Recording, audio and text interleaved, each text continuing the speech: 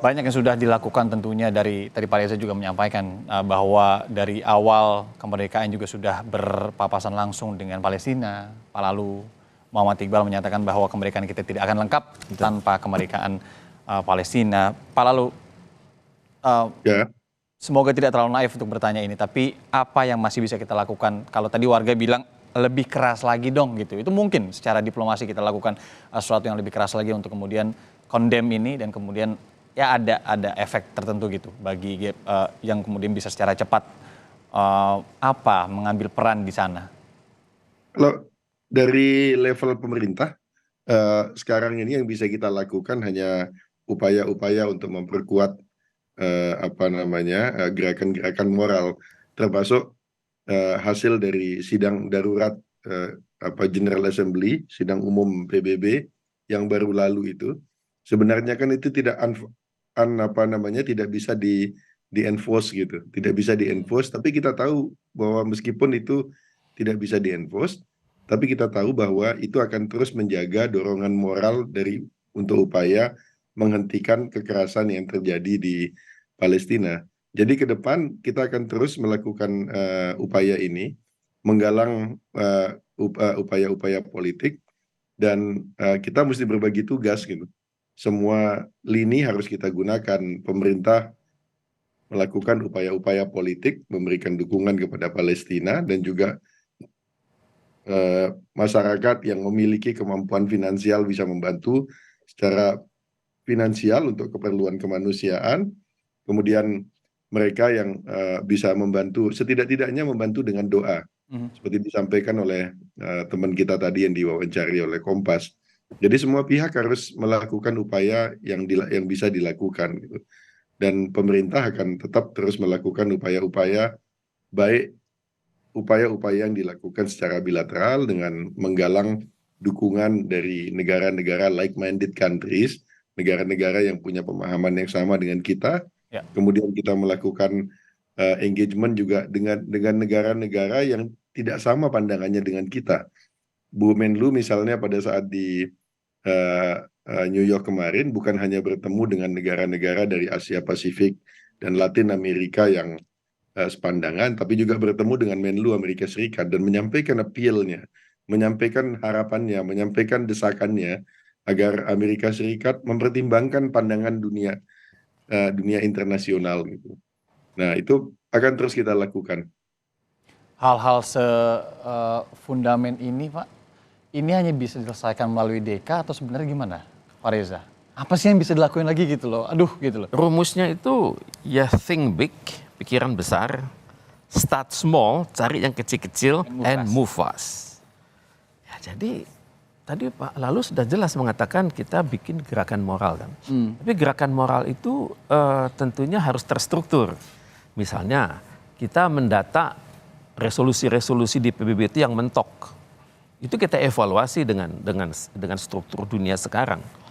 Kemudian juga kita juga melihat misalnya mengapa resolusi-resolusi itu bukan hanya mentok tapi juga terwujud misalnya di Majelis Umum itu ada yes, abstain, dan no.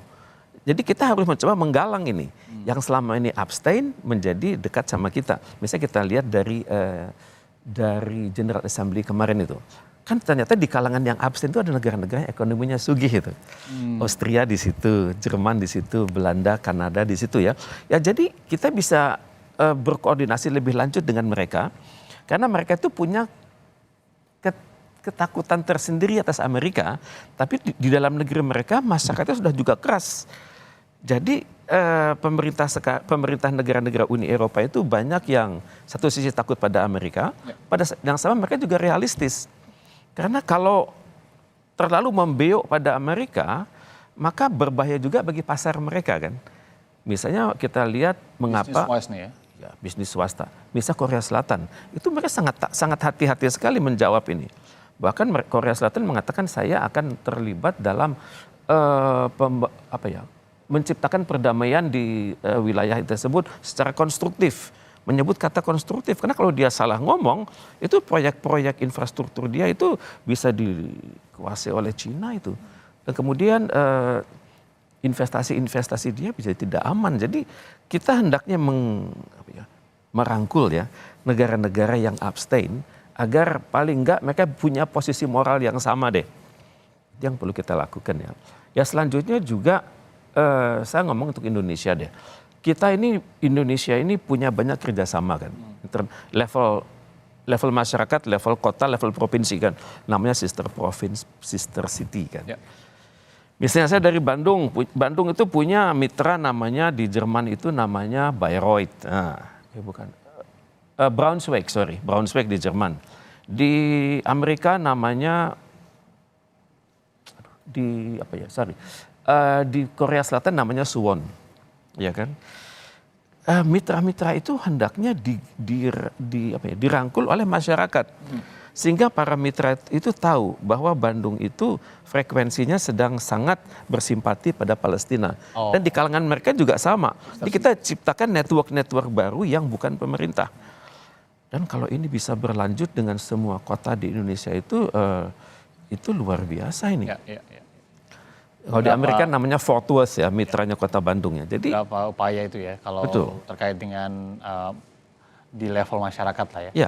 Kita coba tanya ke Pak Iqbal. Pak Iqbal, kalau untuk bantuan yang dikirimkan ke Indonesia ini rencananya sampai kapan dikirim? Berapa gelombang lah gitu kalau dari Indonesia sendiri?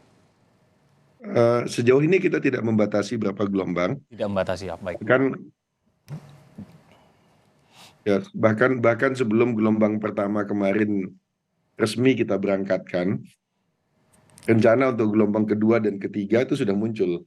Jadi ada dari filantropis dari Indonesia misalnya yang menawarkan pesawat, ada yang menawarkan untuk mengisi pesawat itu. Belum lagi kita bicara mengenai lembaga yang kita miliki, Indonesian Aid sudah menyiapkan 1 pesawat sendiri untuk alat-alat kesehatan nantinya gitu.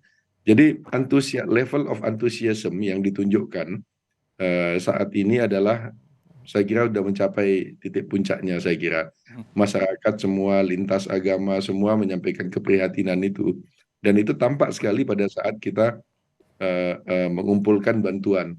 Praktis hanya memakan waktu sekitar 4 hari sejak diperintahkan oleh Presiden RI memerintahkan kepada Menlu untuk mengkoordinasikan pengumpulan bantuan untuk disampaikan ke Palestina. Hanya butuh waktu 4 hari, itu 3 pesawat sudah penuh. Bahkan masih tersisa beberapa ton saat ini. Dan bahkan yang kedua, ketiga pun sudah disiapkan. Bagi masyarakat yang ingin ikut membantu gitu Pak, mendonasikan kepada Palestina, Bapak punya informasinya harus kemana? Ya, kami bekerja sama dengan Basnas pertama, kemudian dengan PMI, kemudian dengan Indonesian Humanitarian Alliance. Jadi Forum Humanitarian Indonesia. Jadi mereka ini merupakan gabungan dari lembaga-lembaga humanitarian yang ada di Indonesia. Dan nantinya ini untuk menjamin supaya bantuan ini sampai ke saudara-saudara kita di Gaza. Karena kita melakukan koordinasi yang sangat intensif dengan bulan sabit merah Egypt di Mesir. Nah, sebagaimana kita ketahui bahwa yang saat ini diberikan akses oleh Israel untuk membawa bantuan dari luar Gaza ke dalam Gaza itu hanya bulan sabit merah Mesir. Sementara di dalam Gaza sendiri yang punya kemampuan, yang punya network untuk mendistribusikan itu hanya 2. Pertama adalah UNRWA. UNRWA itu adalah lembaga di bawah PBB yang khusus menangani masalah Palestina.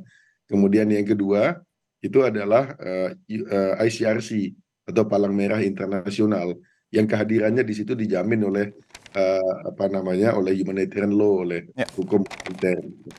Jadi kita berkoordinasi dengan 3 orang ini, dengan 3 pihak ini untuk memastikan bahwa apapun yang kita kirim dari Indonesia itu akan sampai ke saudara-saudara kita di Gaza.